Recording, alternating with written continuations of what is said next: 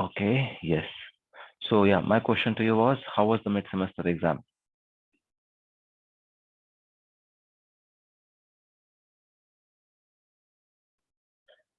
Every one of you gave the mid-semester exam, na? I just had one person requesting for a retest or something like that. So how did you find it? So Ranjit said it was a little lengthy. So Ranjit, when you say lengthy, how long, like how much lengthy it was?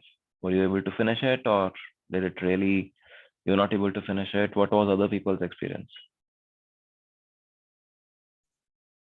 Sir, firstly, the first question was a bit tricky, and it yeah, most of the time went in analyzing that question and writing the content. So that was the lengthiest part. And coming to estimation of the word line capacitance, as well as what is the time required, what was the RC constant of each word line. So these things was a bit tricky, where the sheet resistance parameters were given. So this was tricky. Mm. Tricky क्यों था? This we did in DVD also. Yeah, the same concepts which we use in DVD were applied. Yeah.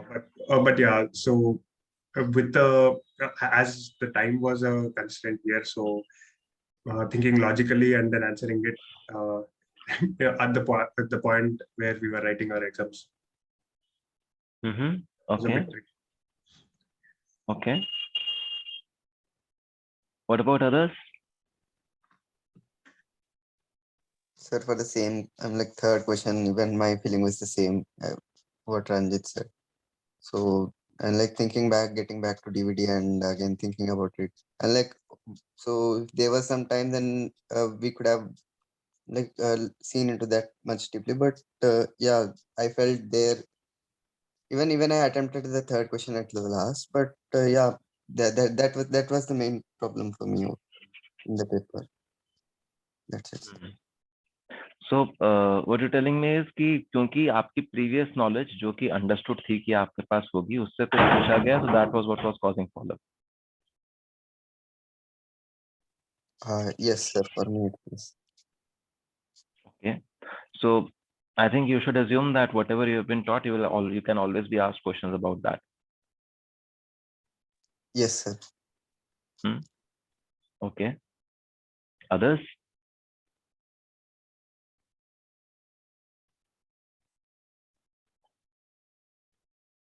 I see so many names here, but no one is speaking up. So I assume it was fine for others. Just Vaishnav and Ranjit had a problem with timing. Yes, sir. I think I also faced problem with the time. If the timing would have been a bit more, then I could have done the third question better. See, there is this constraint, that is with the online thing. So in the offline setting, whenever we had the exams, I had the flexibility. I would simply ask कि क्या 5 minute और चाहिए. So if people would say yes, I would easily give 5 minutes. But in this online setting, which is a kind of a take-home exam, not everyone is on the classroom, and it is not even mandatory to be on the classroom. I'm not invigilating you guys. So this possibility goes away. Thankfully, the end sem exam will be physical there, so we will not have this kind of a problem. If the entire class is saying we need more time, then I would be able to extend the time there and then. That can't happen for an online exam. Online exam के साथ थोड़ा सा anyways, a constraint is that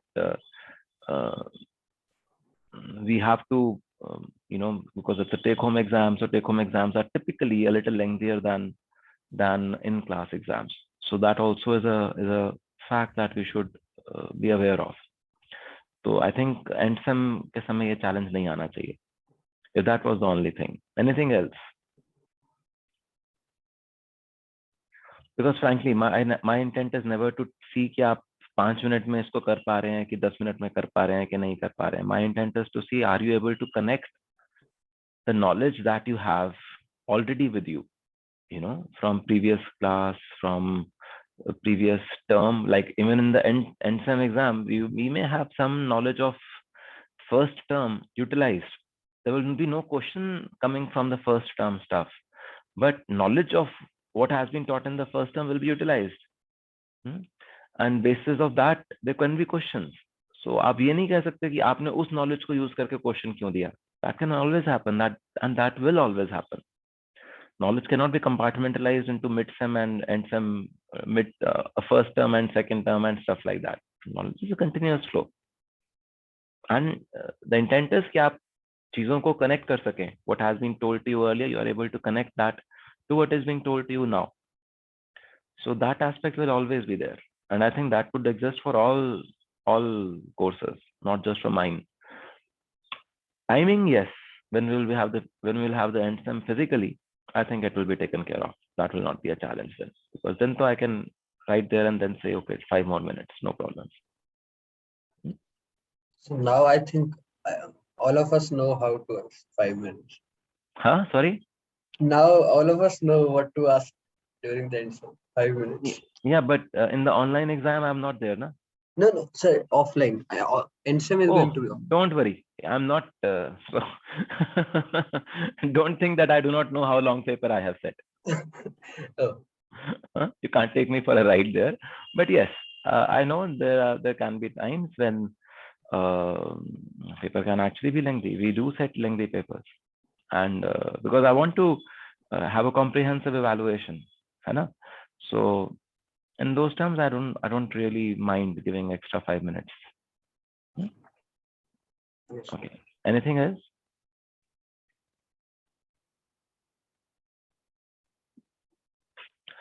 So tell me one thing. So if there are no questions about the mid-sem, I think you all received the final marks and the rubric and everything you have seen. Right? So I'm assuming nothing is pending from that side. Things are done. Yes. Great.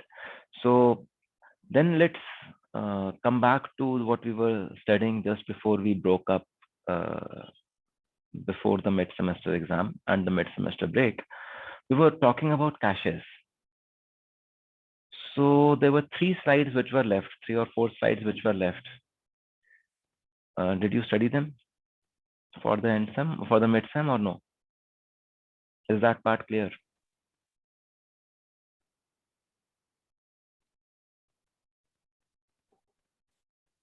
No, sir, we did not study. Oh, sir ने नहीं कराया तो ये तो आ ही नहीं सकता, तो पढ़ेंगे नहीं. क्यूरियोसिटी नहीं है कि क्या बचा है. 3-4 स्लाइड्स ही थी. Sir, mid-sem was at more priority. Good. उसके बाद मिड सेमेस्टर ब्रेक भी आ गया निमेश. That's okay. My fault. Others? Anyone studied the complete deck? Just raise your hand if someone did.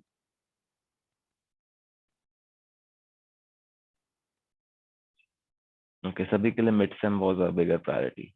I get that. Okay, so what we will do is we will quickly close the pending slides of the caches. So what were we doing in the last class? Till what time do you remember we have completed caches?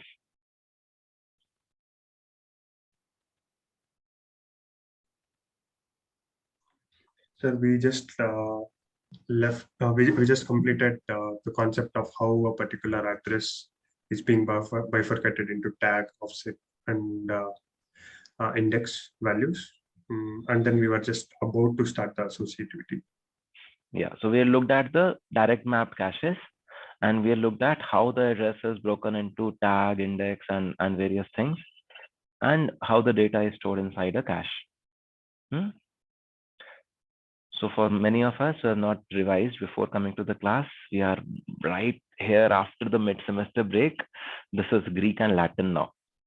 For how many of us this is Greek and Latin? Just raise your hand. ये sir क्या बातें कर रहे हैं sir, ये तो याद ही नहीं है, 21 दिन हो गए पिछली क्लास को. हाँ? So what is cache hierarchy? Why do we use caches? Let us just do a quick review. Why do we use caches? Friends, quickly. To reduce access time, sir. To reduce access time.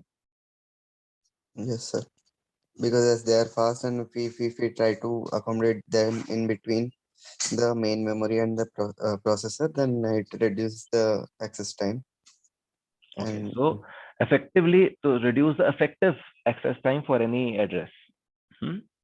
So what we do is we put in smaller memory instances which are fast, closer to the processor, and we bring data from the big memory, main memory, into these smaller memories, and we therefore are able to access the data that we require at a much faster rate. What are the principles because of which this kind of a thing works? What is that principle called? Locality of Spatial local. spatial locality. That typically when you will want to write a program, or when you will want to execute a program, or when you are intending to say render an image, then it is not just one word that will be picked up. A program would typically have many words, and they are typically placed right next to each other.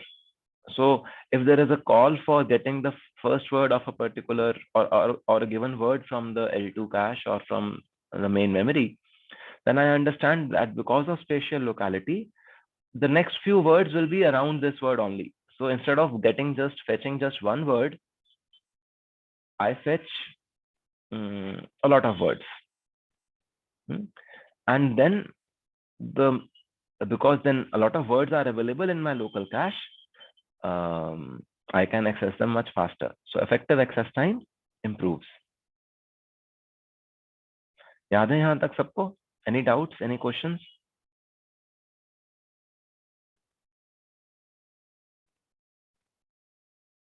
So this is where we talked about miss penalty and so on. There were questions in the midterm exam also about miss penalty. Any questions around that? Sir, the question which you are talking about, I mean, it actually depends on the hierarchy, right?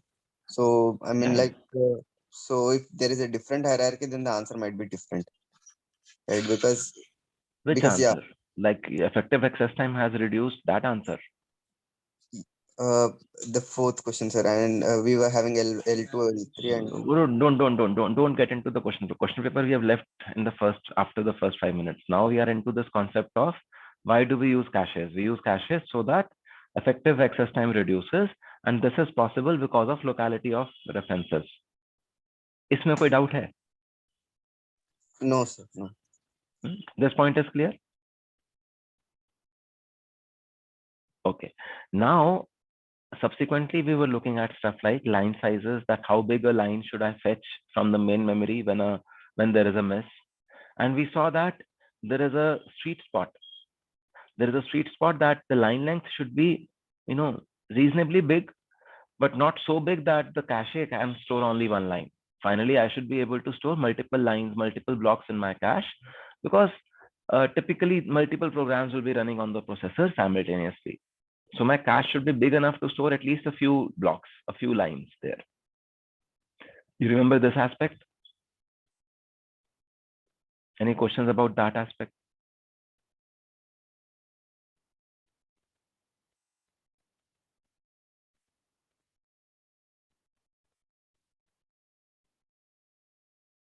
Okay. Then if we say that this is the total number of lines that we have, we fetched all the information from the main memory. Where do we store it? Where do we store it is where the associativity or the classification of caches as direct map, fully associative, and set associative comes in. So in the last class, we were looking at direct map caches and how the address is formulated from there. So let us restart from there, Abhi. So we saw that if there is a direct map cache, then the address would be mapped something like this. The lowest few address bits will be used to identify which byte is being addressed from the cache memory, and the higher order address bits are put as tags.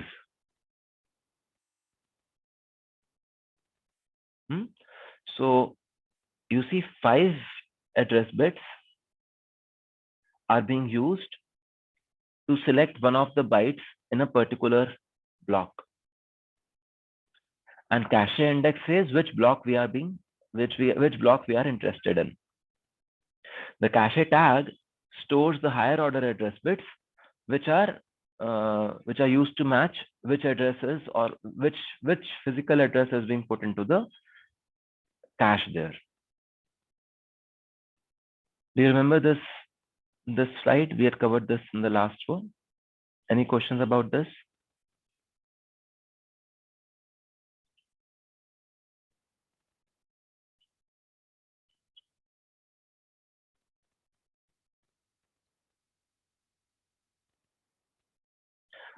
So silence, I cannot make out. I cannot read your silence at all. This means yes, this means no. I do not know.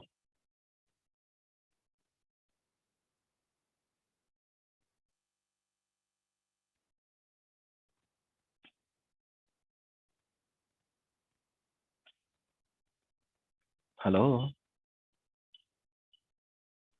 Sir, can you explain again this one second part? Like 4 bytes you are selecting for the byte select, then the remaining for the cache select. So not 4 bytes for the byte select, 5 bytes for the byte select, because there are 32 bytes in one line. Addresses 0 to 4. So there are 5 address bits that are used to do the byte select.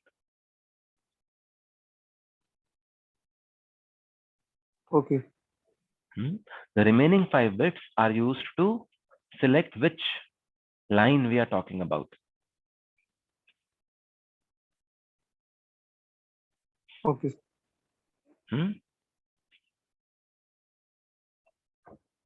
This is clear? Yes, sir. Okay. Then once this is clear, what is the next thing that we look at? We looked at where, in which parts would this data be stored.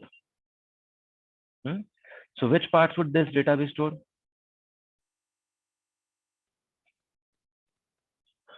Suppose my byte address is, the last few bits are 00000. So where would this data be stored? Sir, Are you writing Yes. something to your screen when sir, blank? your slide is not visible. Your slide is not visible. Sir. Oh, just give me a second. Just a second.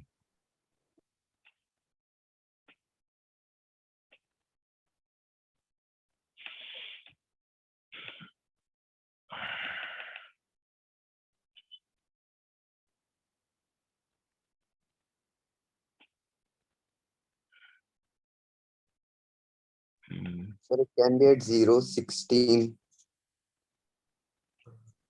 Can be at 0, 16. Yeah. So what we are looking at was, are you able to see the slide now? Yes, sir. Yes, sir. Yeah. So what we were looking at was, depending on the last bits of your address in the cache, your memory would go into one of the given rows. Your entry, your data could go into one of the given rows. So what we were saying was that these grays can only go into this location. Now let us say there was a program that was using this set of data, and there was another program which was using this set of data. Now this gray and this gray are in conflict with each other. So when this program is being executed, this gray will see a miss. It will fetch the data from the L2 cache and execute.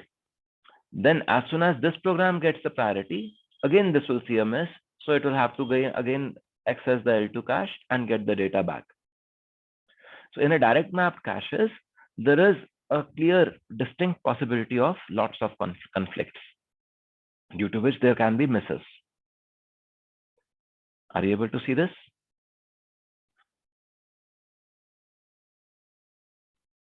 Yes, sir. This is the slide we saw last time also. So What we were saying was that conflict messes are caused by different memory locations mapped to the same cache index. And there could be two solutions: make the cache size bigger, or use multiple entries for the same cache index. Now, using multiple entries for the same cache index, what does it mean? That at the same cache index, more than one kind of address can be saved. What did we say here? We said that only 001 settings can go here. If I say multiple entries, then even though this address is 001, I would say that it can, if need be, let us say also store 011 or 111, let us say. If need be, it can store those two also, but primarily it will store this. So if I start to do it like this, then what happens? Then when this other address or when this other data had to be written, and I saw that this was a valid entry and it was very recently used, then I say, okay, let me write it here in the other location in the cache. So I will not have a mess. I will not be playing the ping pong game that, okay, every time the program changes, there are lots of messes and there's a loss in throughput. That will not happen any longer. Ideally, if I can just put any address anywhere, then that is the best utilization of the entire relevant cache space. Are you able to see this? See, if any address could go anywhere, so we're not talking about direct map now, any address could go anywhere, that is the best utilization. That is what is called as fully associative memory. So what is done is that when the memory is accessed, so see, the beauty of direct map was you know which particular row to access, and you would compare only that cache tag with your address. But if any address can go anywhere, what happens? You now do not know which row is to be addressed. Now, any address could be anywhere. So any index could be anywhere. So my cache tag, I need to have a comparator for every line now. Are you able to see this? I need to have a comparator for every line now, and I will generate what is called as a match signal.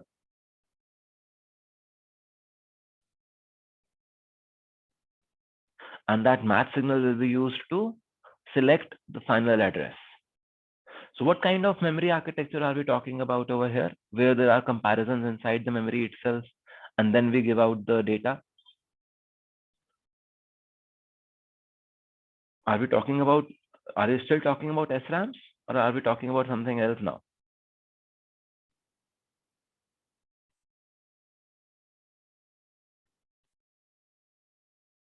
Yes. So Kazi is saying we are now talking about content addressable memories. So based on what is the content in the cache tag, I decide to give which cache data to be given out to the processor. Are you able to see this? What is the disadvantage of this fully associative memory? The advantage we already talked about, that the total number of messes will reduce. What is the disadvantage? Time required to compare, sir. Increases. So area penalty also, I think. Yeah, even area penalty. Time will be same, I think, because they'll be, these comparators will I think compare the values in parallel, I think.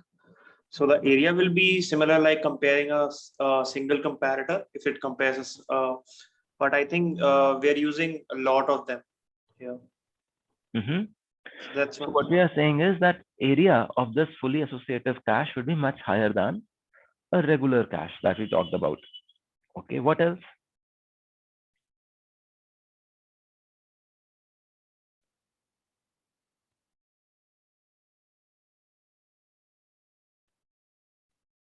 So power also, I think.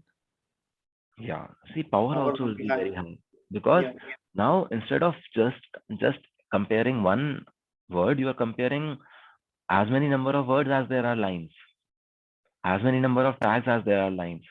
So not only has the area increased because you need so many parallel comparators, now all those parallel comparators are also operational. They are consuming power.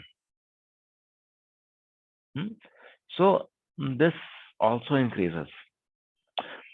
Overall, at the system level, the miss penalty reduces because the number of misses are fewer.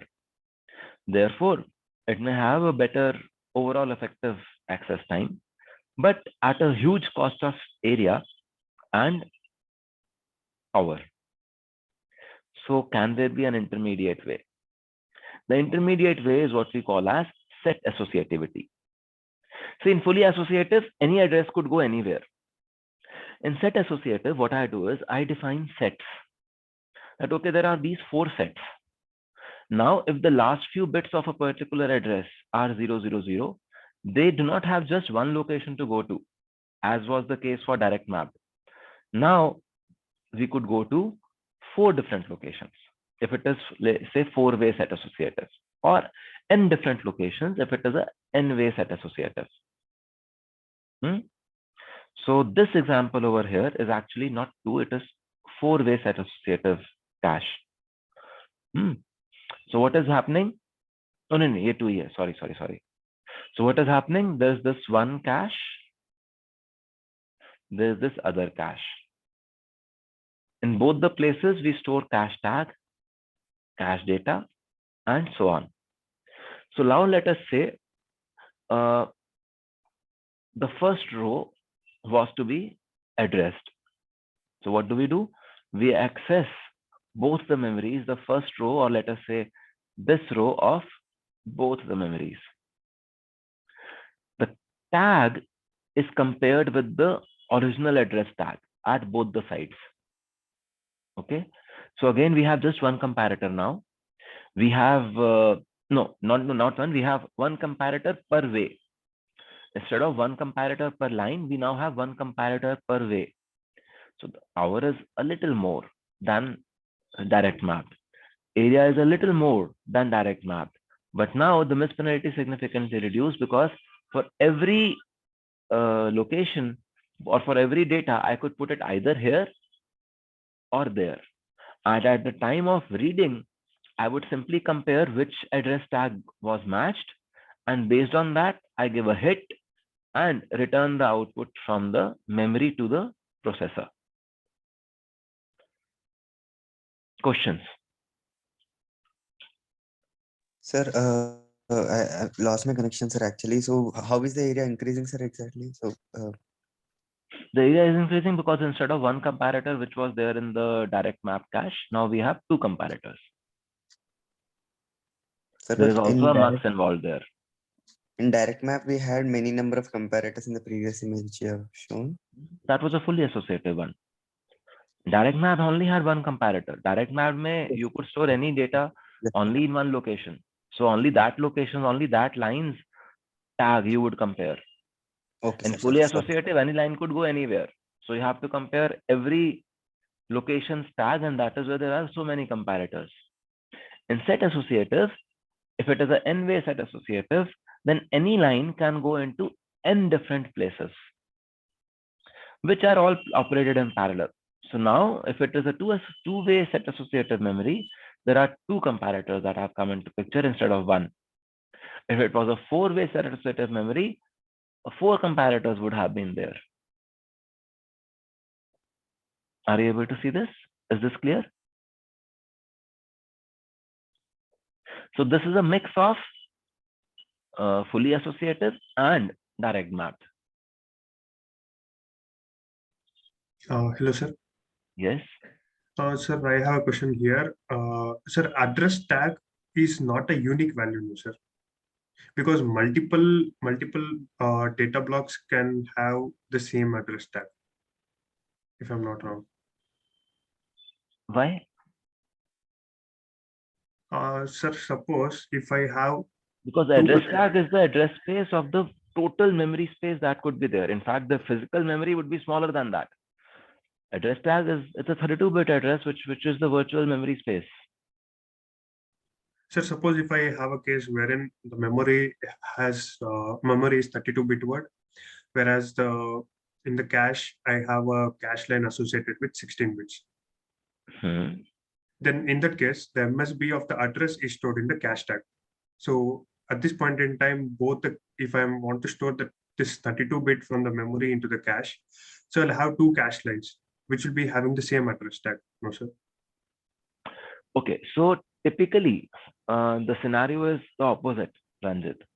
The scenario is that if the word is 32-bit wide, the cache that you would want to use is at least 32-bit wide, or let us say 64 or 96 or 128-bit wide. So more words are stored in the line than half word. Okay. Okay. If my cache is only 16-bit wide, my processor will have to be 16-bit only. Okay. Yes, sir. So tag is unique.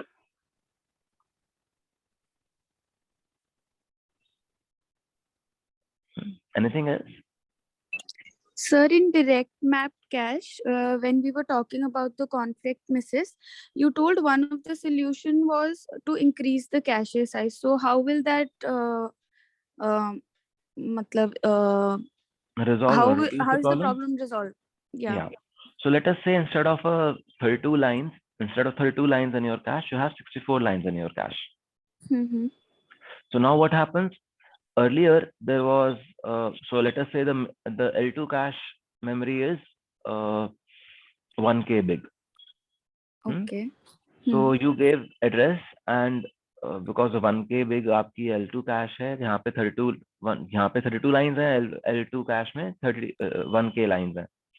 So for every line in L1 cache, there could be 32 locations of L2 cache which would want to come there. Now let us say my L1 cache I have increased to 64 lines. Achha, okay. So now only 16 lines of the L2 cache would want to come to every location. So the probability of a conflict reduces. Okay. Thank you, sir. Okay, anything else?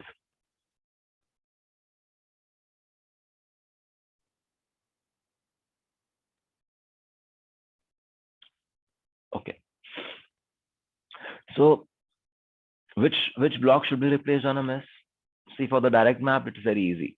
There is only one location. If the address is matching, you have to simply replace that. However, it is a different answer when it is a slightly complex choice when you have a fully associative or a set associative memory. So experiments were done, and we see, particular data set, particular architecture, and particular program. Some experiments were done, and two different policies were compared. Random. We don't even check which address was used where, which set was being used last and everything, and you simply replace it. So we saw that, okay, if the associativity is 2-way, 4-way, or 8-way, there were different results of misses. So are you able to clearly observe a trend here that as you increase the number of ways, the total number of misses are reducing?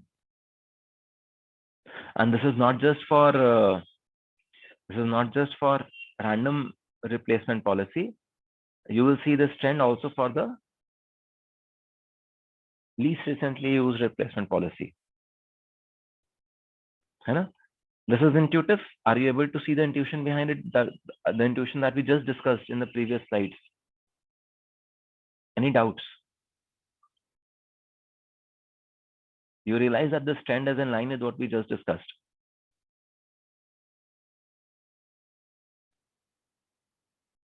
Hello? Yes, sir. And the other trend that we were just talking about, that as you increase the cache size, what happens? Again, because now you can store much more data, the miss penalty reduces. Now, if you were using 8-way and a very big memory, you use whichever of the two algorithms, LRU or random, doesn't make a difference. Same performance. But if you are resource constrained, then there could be some 10% difference between the two algorithms. So this is 5% plus 6%, and this is 5% minus 6%. So overall 12% gap between LRU and random.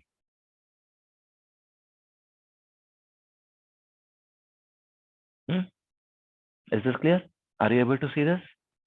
That LRU could be a better algorithm, but if you already have sufficient resources, then don't put in the energy to store which value was least recently or most recently used. You simply randomly replace, and it is good enough.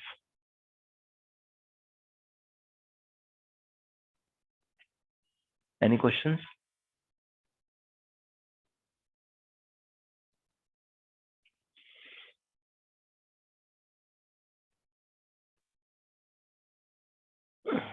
Okay, great. So this was about reading. Now what happens on a write?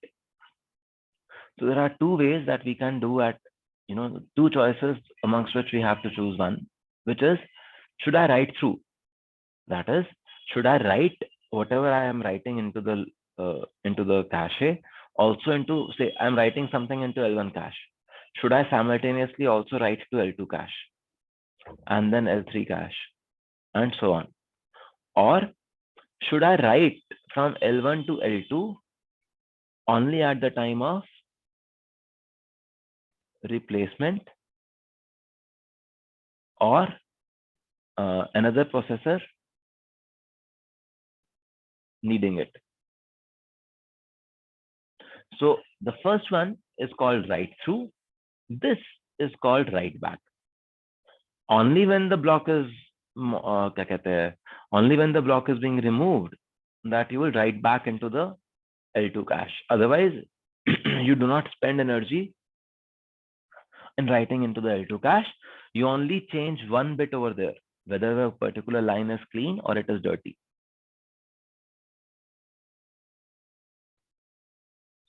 Is that okay?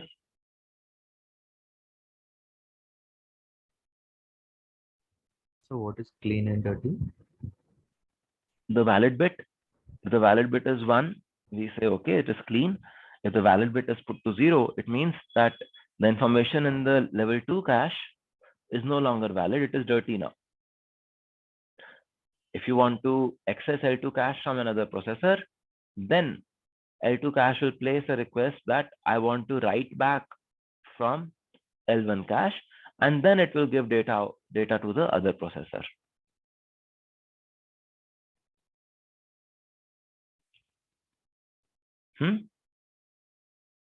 Is this clear?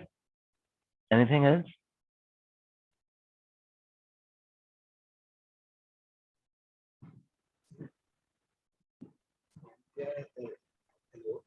So in write through, it will always be clean, right?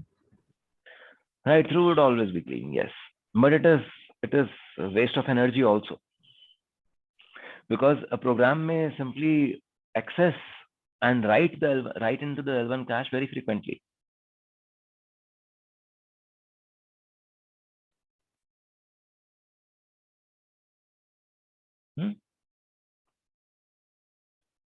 So that is a waste of energy. Finally, if it is something that the processor just needs as a temporary storage, you don't want to go back and write into L2 cache every time. When the program ends, in the final calculation, only you can decide to write in the L2 cache.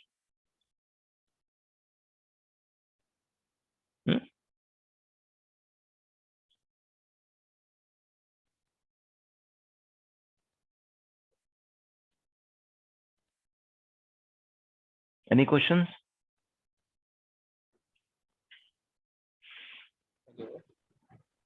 And I just had a question that the significance of this dirty bit is only when we are going through the write back scheme, because then only we have to check that whether the dirty bit is clean or not.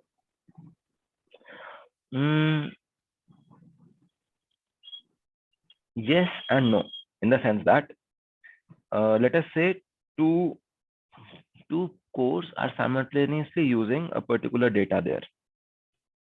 It can happen.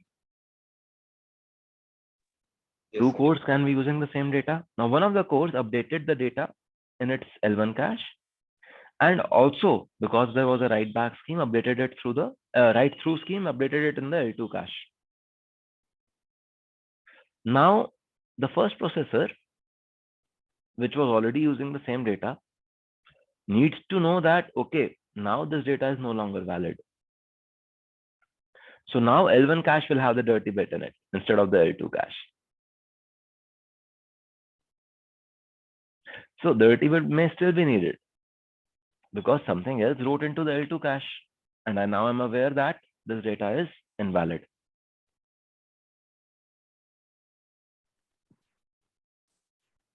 Is that okay, Akash? Hmm? Yes. Something is written by processor in L1 that is same copied in L2. So how that same block in L2 become dirty? No, L2 is not dirty. L1. But there was the other processor which was using the same data. Now it knows that, okay, L2 has changed Okay. and my contents are now dirty. So I need to read from the L2 again. Got it. Hmm? Hello, sir. Yes. Sir, pros and cons of each under this particular section for the write through, it is said read misses cannot result in runs. Why is that so, sir? Because if there is any read miss in the L1 cache, then we look into the other cache hierarchy and finally the main memory. And if we have that, and once we retrieve the data from the main memory, aren't we supposed to place that in the complete cache hierarchy?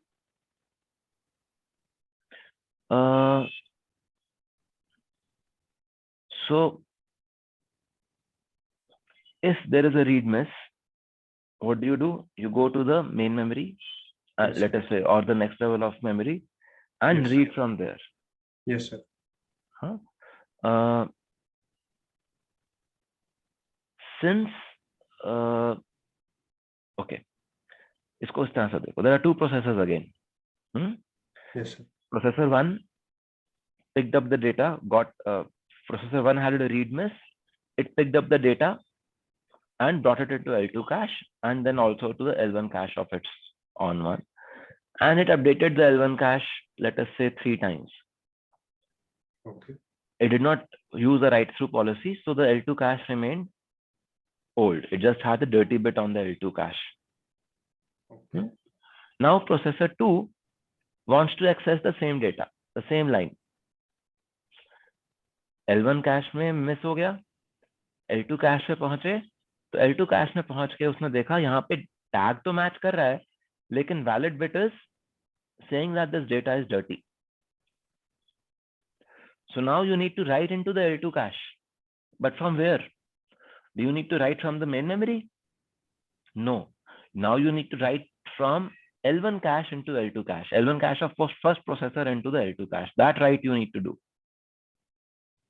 Okay. So it was a read miss, but it triggered a write operation from L1 cache to L2 cache. Had L1 cache, had the first processor followed the write through policy, the read miss in processor 2 would have simply accessed L2 cache and given the output, because the updated data was already there inside the L2 cache. Mm-hmm. Are you able to see this? But what happens if we don't have the updated data in L2 cache also at that point in time? So then you'll have to get the updated data. Na? That is where it is a miss. Yes, sir. So now we But go to the L3 cache. That miss is not to be picked up from the main memory. That miss, because the valid bit is dirty, that miss means that you have to pick it up from the processor now. Okay. Are you able to see this?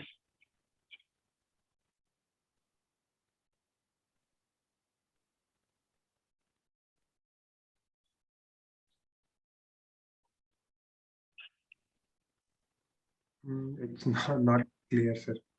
Still. Okay, so someone else in the class can explain to Ranjit? Only Ranjit is asking this question, so I'm assuming others find it clear. Who can explain to Ranjit? Yes, Moin. Actually, I want to confirm that the dirty bit status is reflecting that changes has been done by the processor. That's why we are Yes. not looking into main memory, right? Yes.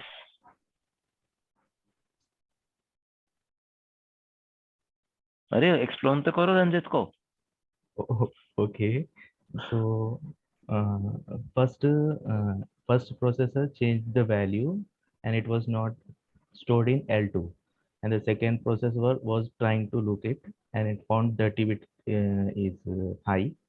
So instead of going to main memory, it go asked to first processor to update in L2 because it was changed by him. Ranjit समझ में आया? नहीं आया? No, sir. Okay. Let me remove this and let me try to explain it again graphically. Let us say there are two processors, processor 1 and processor 2, and they have a shared L2 cache. यहाँ नहीं बनाते. Let me make a shared L2 cache here. There is an L1 cache here and there is an L1 cache here. Now, processor 1 fetched a particular data and brought it to the L2 cache, then brought it to the L1 cache and started to use this data. As it was running the program, it updated the content of the L1 cache. If my policy is write back, what happens? Okay, it updated the contents of the L1 cache and set the dirty bit to be high over here. Huh? Okay. It set the dirty bit to be high over here. Now, after some time, P2 wanted to access the same data, same address location. So what happens? P2 places a request to its L1 cache. There was a miss. So a read miss happened and it went to the L2 cache region to see if the information is available in L2 cache. To a pleasant surprise, that particular address was already there in the L2 cache. However, its valid bit was 0. So it is a dirty information there. यहाँ तक clear है? Yes, sir. So now what would the processor do? If the valid bit was 1, then it would have simply read this data into the L1 cache over here also. Now, since valid bit is 0, it means this data is no longer valid. So now to be able to serve the request of the second processor, what do we need to do? To serve the request of the second processor, I need to go back to first processor, pick up data from L1 cache over here and write it into the L2 cache. So a read miss happened, but a inter-processor write operation got initiated. Had it been write through, then whatever L1 had updated, it would have updated L2 also. And when the other processor wanted to access, there was no conflict, no challenge. It was a seamless movement of data. Okay, okay. Is this clear? Understood, sir. It's clear. Okay. So now when you do a write through, how big a write buffer do you need? We realize that the access time of L1 cache will be different from access time of L2 cache, will be different from access time of L3 cache or main memory. That part is clear? All of us know this?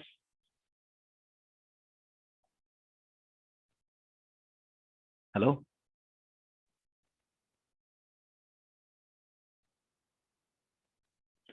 Yes, sir. Yes, sir. Yes, sir. So what is happening? When I want to write into the cache outside or to the main memory, then I wrote to the cache, but to write to the main memory, I will operate at a speed of the processor, which is say 550 megahertz, very slow processor. And it would write into the DRAM. Let us say it operates at 10 megahertz. Now what happens? The DRAM can write only in a time duration of 100 nanoseconds. Whereas my processor is operating at a speed of 2 nanoseconds. So 5 data may come, and over here I would have written only 1 data. Are you able to see this?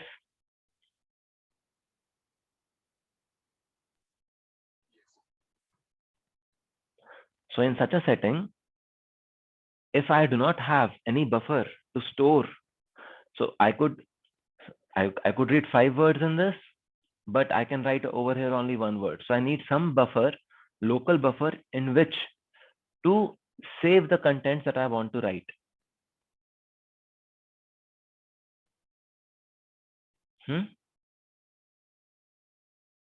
So we need to have a write buffer, which is nothing else but a FIFO.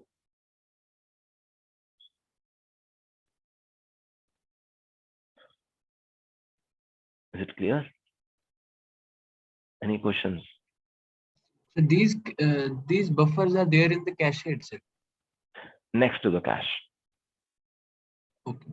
In fact, not next to the cache. These buffers are there at the interface of the DRAM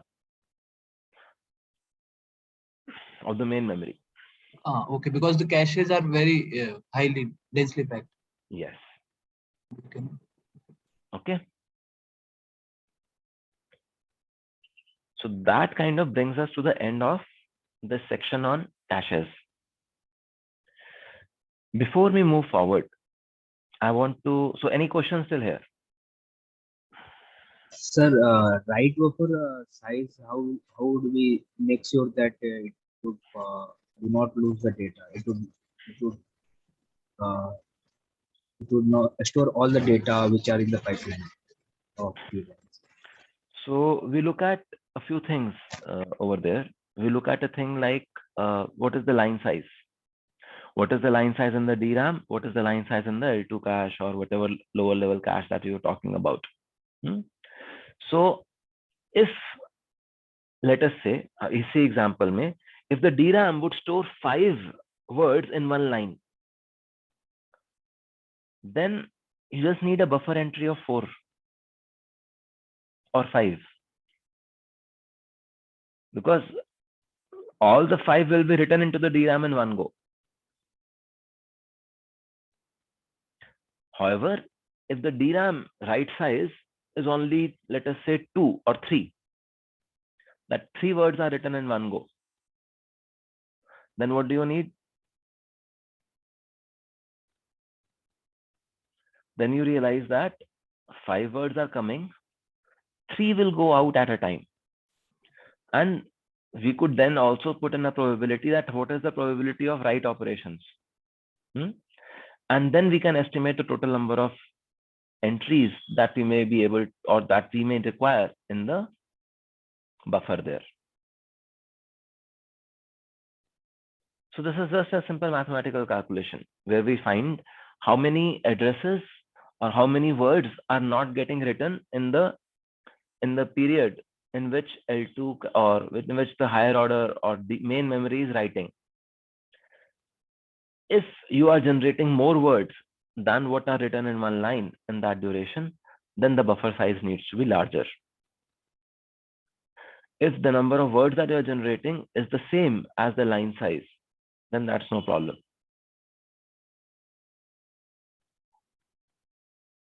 Is that okay? Yes, sir, almost. So anything else about caches?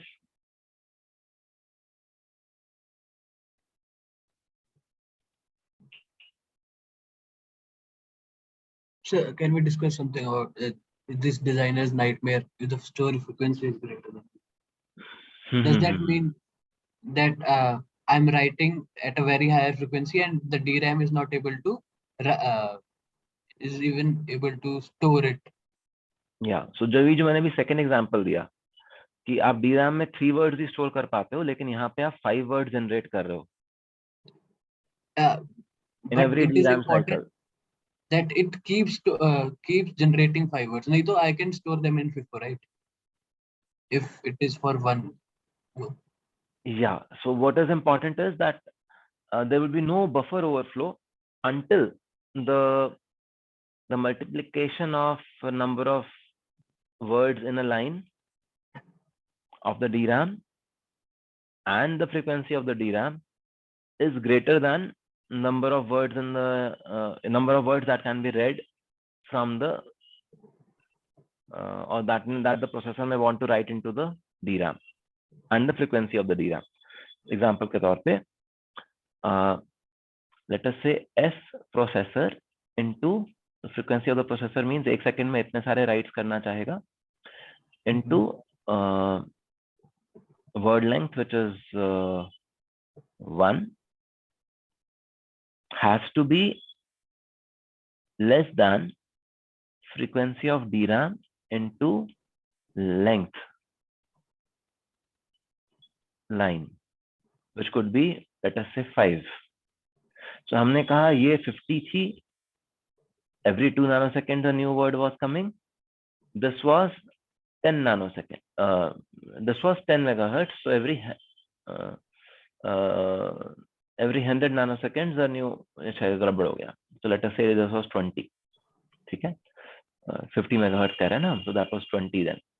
So every 100 nanoseconds one word was coming. So what happened? 50 megahertz into 1 and यहाँ पे 10 megahertz into 5 because I said that DRAM is much wider than SRAM, that we have the cache that we have used. So as many words that are generated from the processor, they can all go into the DRAM. No challenges at all. Now let us say my processor frequency instead of 50 was 100. Now what happens? If my processor frequency was 100, then 100 million words are generated every second. Let us say. If this was 10 megahertz and this was 5 only, how many can I write? 50 million only. So where do the remaining 50 million go? I will have to size my write buffer so big that the remaining 50 million should go there. Yes. So there's no problem in that, right? Because we already know what can be the maximum data that can come out. Yeah, but then there is an excess time for this write buffer that comes into picture. There is an area penalty that comes with this write buffer. This doesn't come for free. Yeah, that is a problem. Yeah, that is the problem. I have just to do it in my mind. I can do whatever I want to do. But in reality, it costs. Okay. There is extra power that is getting wasted. So many things are lost. Yes. Okay. Anything else?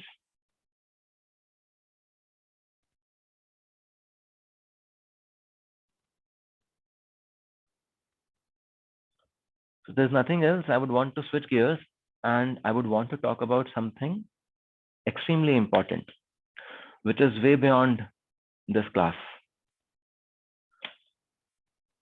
So it's a completely different topic and not exactly related to, how do I put it, memory course. When we talk about environment crisis, what comes to your mind? Typically, when we talk about environment crisis, we talk about air pollution, we talk about global warming, we talk about water conservation, and so on. Am I right? That is a typical dialogue around environment preservation or environment conservation that happens.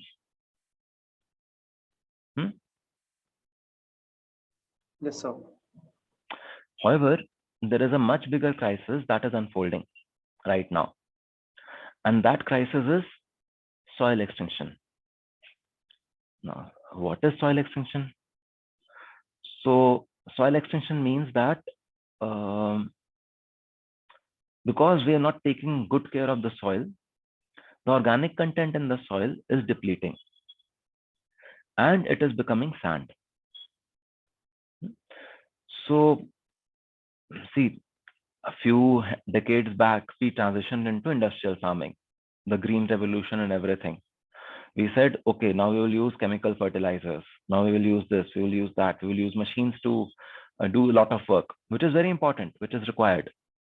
But what has happened is, due to all these interventions, where no longer organic manure is used to revitalize the soil, only chemicals are used so that, okay, NPK balance is maintained, crops can grow.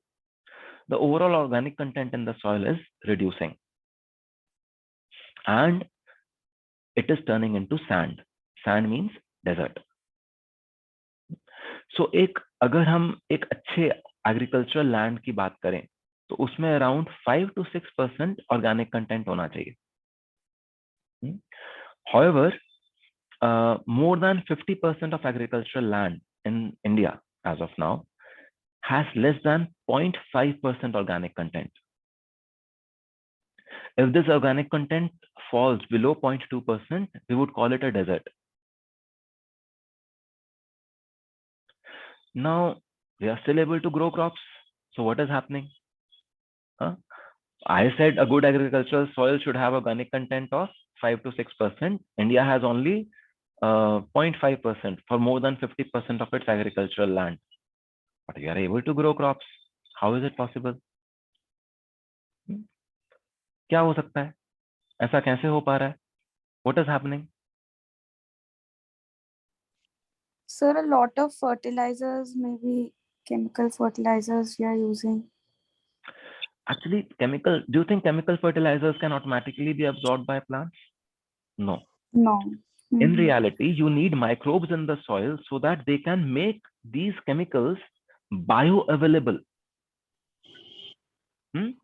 So that the bioavailability of these chemicals, nitrogen, phosphorus, potassium, is done, and plants can then absorb it. But the microbial content is going away. The organic content is going away. So what is happening? Even then plants are growing, and even then we are eating those tomatoes and oranges and apples. Everything is happening. What is happening? How is it possible? So, the studies have been done, and it was found that if I want to get the same nutrition that I would get by eating one orange in, let us say, 1920.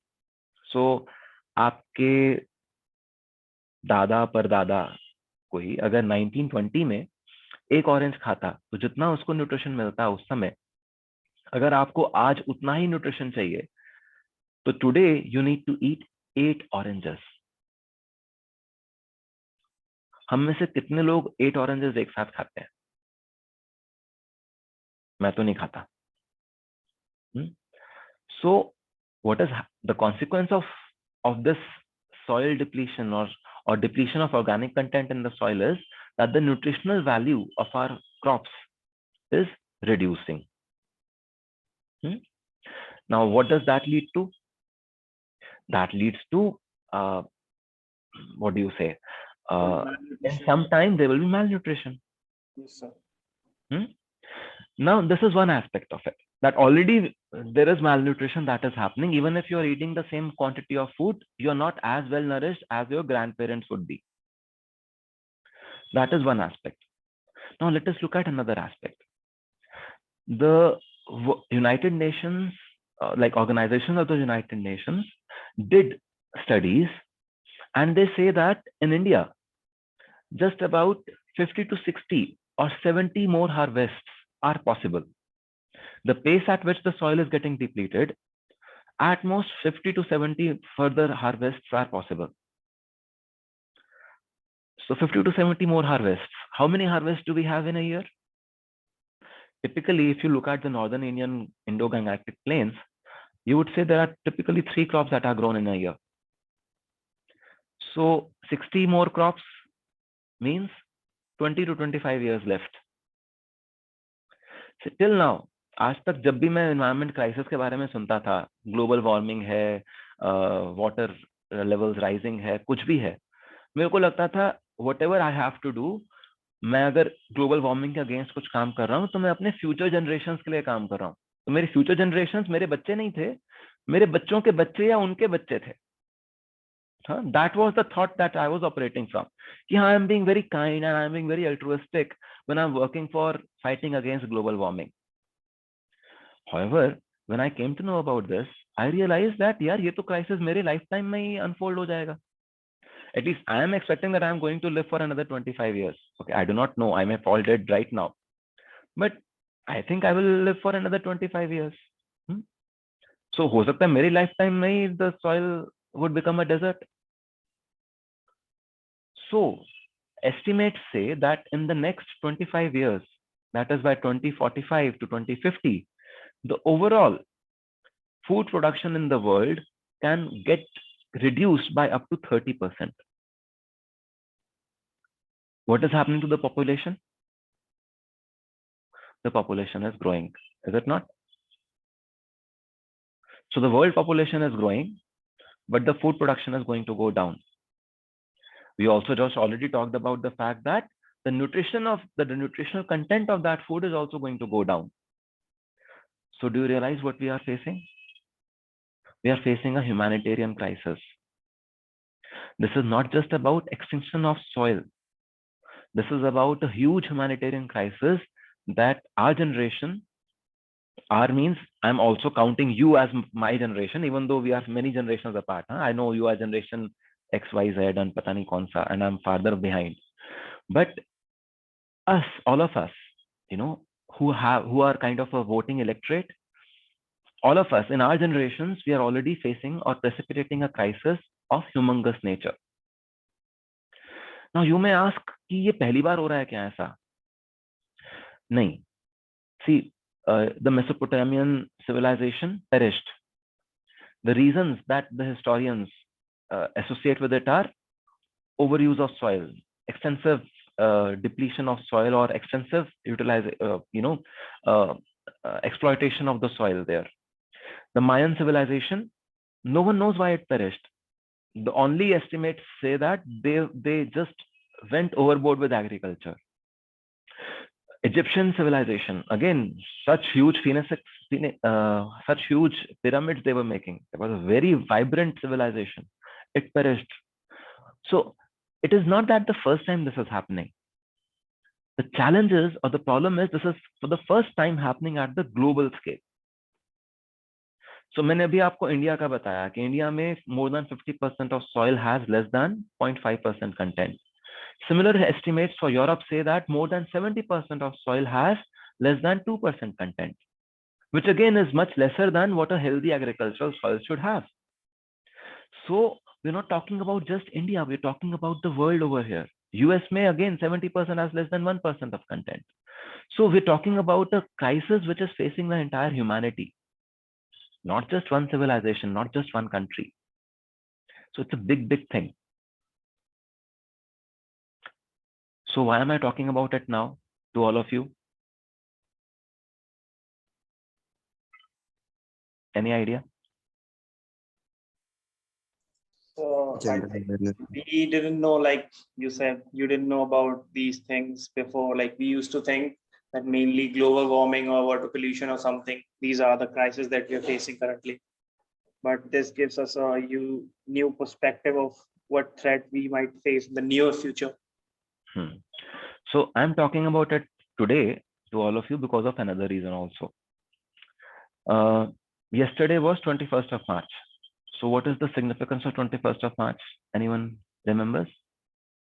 World's Animals Day, sir. Animals Day, sir, if I'm not wrong. Okay. Something else, something more existential for us on Earth, on this planet?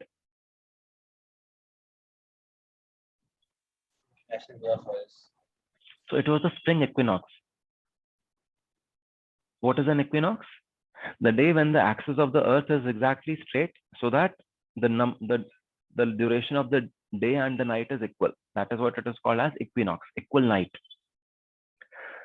So on this day, yesterday, how many of you have heard about Sadhguru? Sadhguru Jaji, you can just raise your hand. Just raise your hand. I will get an idea. So some of you have heard about Sadhguru. Not all, but many of you have heard about him. Okay. So Sadhguru is a yogi, a mystic, and who has also taken up very large social service and environment conservation projects earlier. He started a project Green Hands, which was for reforestation of the Nilgiris in Coimbatore region and around that. And more than 52 million trees have been planted over the past 15 years. Then a few years back, he picked up a project called Rally for Rivers, in which he created awareness about the depleting rivers. And, huge number of missed calls were generated, and he gave a policy document to the government of India. So from that few years back, today, the government of India has identified 13 rivers, which it would preserve by using the recommendations given in that policy document that Sadhguru had given to them. Then just very recently, he started the Kaveri calling campaign, where he said that we wanted to plant 84 million trees in the Kaveri basin so that Kaveri can run in a perennial manner again. So 30 years back, 40 years back, Kaveri used to run from its entire length throughout the year. But today, 3 months, Kaveri doesn't reach the Bay of Bengal. So this was Kaveri calling campaign, and again, more than more than 2 million trees have already been planted in the Kaveri basin, in association with farmers and so on. So he's been doing a lot of work around the environment awareness and many other things. But this time, yesterday, on the day of the spring equinox, he started on his bike alone from London. And he will be riding his bike for the next 100 days. He will be covering more than 26, 27 countries, and then reach India, finally Kaveri Basin. So he will reach Delhi by 5th of June. And on 5th of June, there will be some event in Delhi, whatever.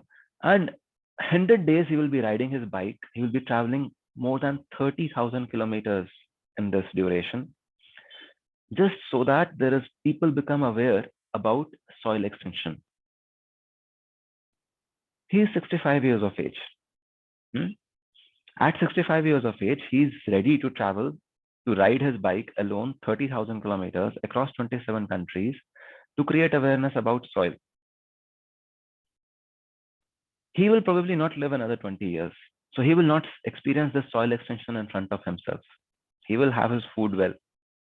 So who do you think is he doing this joyride for, if you call it a joyride?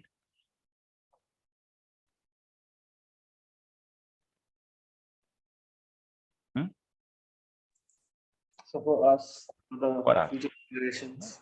For all of us, me, you, all of us included, because it doesn't really impact him. It impacts us. We are going to live that time. We are going to experience the soil extinction. So what is he saying? He's saying that I want to create awareness. And if you want to do something for your future, I am doing something for your future. If you want to do something for your future, just become a earth buddy, become a Mati Mitra, become a friend of soil. And what do you need to do as a friend of soil? You need to just spend 10 to 15 minutes a day to create awareness. His target is that we should reach 3.5 billion people across the world and tell them about this problem. So when I'm talking to you now, there are 22 people in the class. I'm already talking to 22 of you. I'm creating awareness to 22 of you. So his intent is we should reach out to 3.5 billion people in the world. Why 3.5 billion people? What's the importance of that? The importance is that, see, in the democracies, the currency is number of people, is it not? We so commonly use the word vote bank. So what does a vote bank have? It is about number of people. So he is saying that if 3.5 billion people in the world talk about soil extinction and become aware about this problem, then political parties and governments will have to take action around it, because then their vote bank is demanding something. Their vote bank is demanding a sustainable future, and they will come up with policies. Now, policies may be different for India, may be different for the US, may be different for Russia, may be different for different countries. Because that would depend on the kind of crops that grow there, that would depend on the climate of that region, and so on. Somewhere the policy may be that, okay, go to fully organic. Somewhere the policy may be, okay, we are going to tree vegetation. Somewhere the policy could be that we are going to change the way the hybrid seeds are used, or whatever. Could be so many different things. So all these different solutions to the problem of soil extinction are being tabulated, are being consolidated, and the master policy document is being created. It will be handed over to the UN for circulation in all the 192 countries that are part of UN. So what he's saying is that while we do that, let us make 3.5 billion people, which are a majority of the electorate of these democracies, aware about the problem. And when he's traveling across these 27, 28 countries, he's also meeting the big, the prime ministers or the environment ministers or the health ministers of these countries. He's meeting the political parties which are in power and also those which are in opposition, and emphasizing to them that this crisis exists, and as governments, as leaders of their countries, they should take action and they should come up with policy actions. So for us, the only call of action is become an earth buddy, become a friend of the earth, and create awareness. On your Twitter account, on your Instagram account, on your WhatsApp, wherever you are, just tell people about this crisis so that they become aware, and make it a chain. Each one tell one. Make it a chain. Let each one of us reach out to as many people and ask them to reach out to as many people. This is the chain reaction. This is the nuclear reaction, is it not? And you see, a small amount of nuclear material can create a huge impact. Now, I'm not talking about the negative impact of the bomb, but I'm talking about the controlled nuclear reaction, which also leads to nuclear power, nuclear energy. So if we take responsibility of our future and are willing to spend 10 to 15 minutes daily, then all that I want you to do is give a missed call at this number. The number is 80000 So 8 4 times 0, 3 3 times 0, 3. You give a missed call at this number and you will get a link where you can become an earth buddy. By clicking on that link, joining that link, you can become an earth buddy. If you can't remember the number, or if you're not in India, like someone may not be in India, you simply dial, you simply go to savesoil.org, SAVESOIL soil.org, and join as an earth buddy there. And you will get tweets, you will get Instagram posts, you will get WhatsApp status messages on a regular basis, which you can just spend 10 minutes a day, 15 minutes a day, post them. Retweet some tweets that have been sent to you, post those tweets. You can create an Instagram reel for yourself. I recently created one for myself and my family. You can create whatever, you can do whatever you want, but create more awareness. This is a crisis of a humongous nature, which is unfolding right in front of our eyes, right beneath our feet, but people are not aware of it. And it's a humanitarian crisis, and it is our responsibility as people who, are at least engineers, know how to read, write, and understand science. There are so many who do not understand science. They may not be able to appreciate it, but at least we understand science. We know that, okay, there is a scientific study which says this much nutrition has depleted from oranges. So let us do our bit and arrest this crisis. A small, Sadhguru says, a small change now in the policy document over a period of 10, 20 years will lead to a significant recovery in soil. Once soil becomes sand, to make it soil again, it's a 100 to 150 years process. 100 to 150 years means the humanity is gone. We cannot sustain without food for 150 years. So it's an urgent action, crisis that we need to work on right away. And my request to you that if you're willing, please become an earth buddy and create awareness about this. If you want, you can follow me on Twitter. I will myself be retweeting and putting up posts related to save soil on a regular basis. If you want, you can follow me on Instagram and WhatsApp, and you can get those messages, but it's best that you get them directly from the source. So please tell people about it, and let us arrest this crisis. Let's make it happen. Any questions you may have?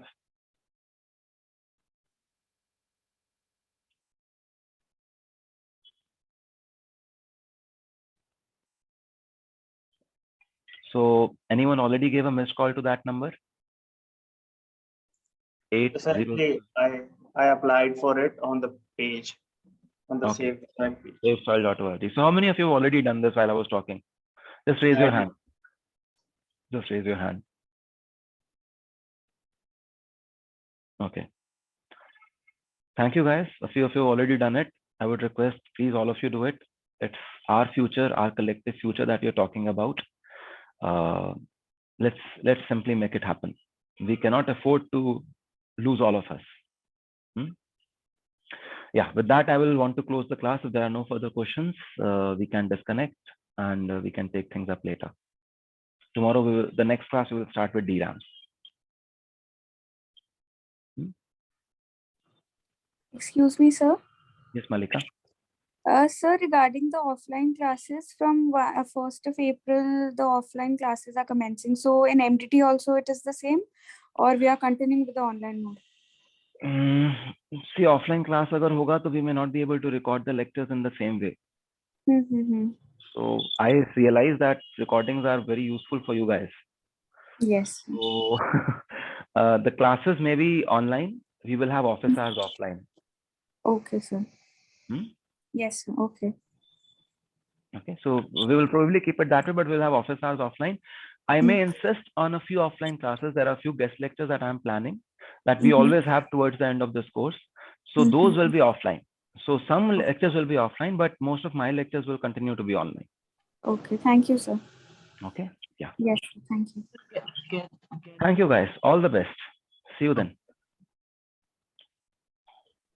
Sir, I need to ask something, but not here in the class. Can I? Yeah, you can just stay back and I will answer it for you. Okay. Okay, I'm just stopping the recording now.